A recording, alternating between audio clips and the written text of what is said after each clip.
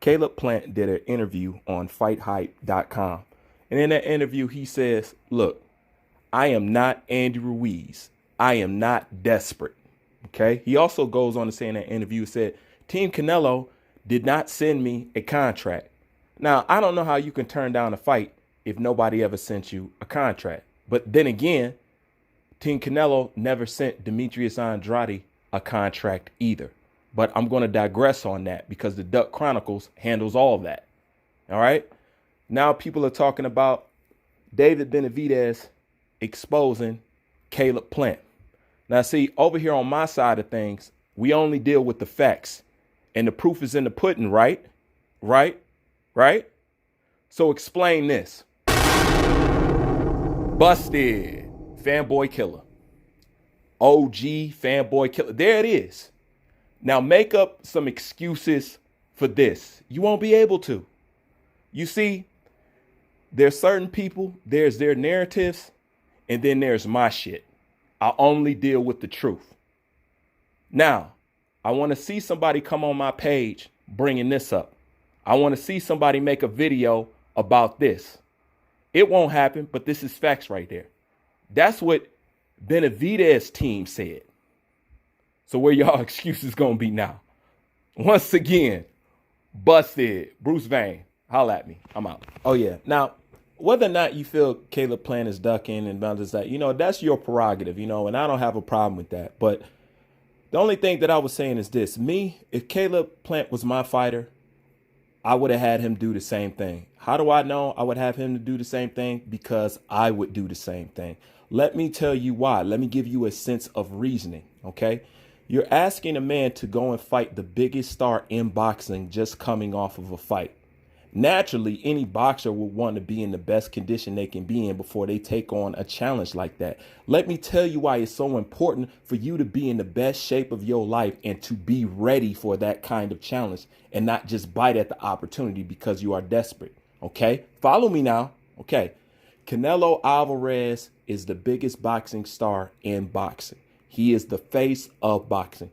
What is one thing we all know about Canelo Alvarez? It's an open secret. We all know this. You want me to tell you what it is? Nobody beats Canelo Alvarez on the scorecards. We all know this. We all know this. You're not going to beat Canelo Alvarez on the scorecards. The politics of it will not allow you. We all know this.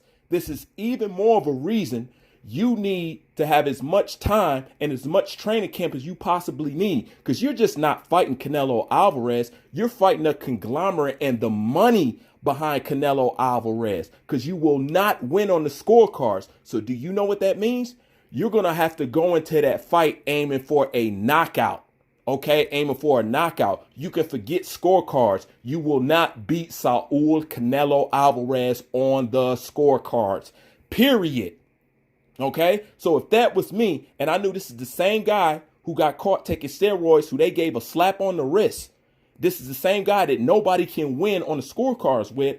I'm going to need to be fully rested and get a full training camp to where I feel I'm 100% ready to take on this megastar like Canelo Alvarez, because I'm not just fighting Canelo Alvarez. I'm fighting the machine behind Canelo Alvarez. I'm not going to win on the scorecards. I need a knockout. And since that's what I got to do to beat a guy like this, guess what? I'm going to want all the time and opportunity to be ready. So when it presents itself, I can seize it. Now, who don't understand that?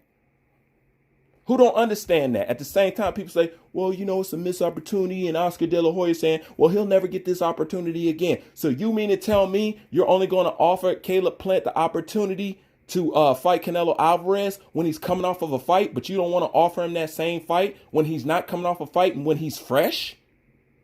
Things that make you go, it's not hard to figure out.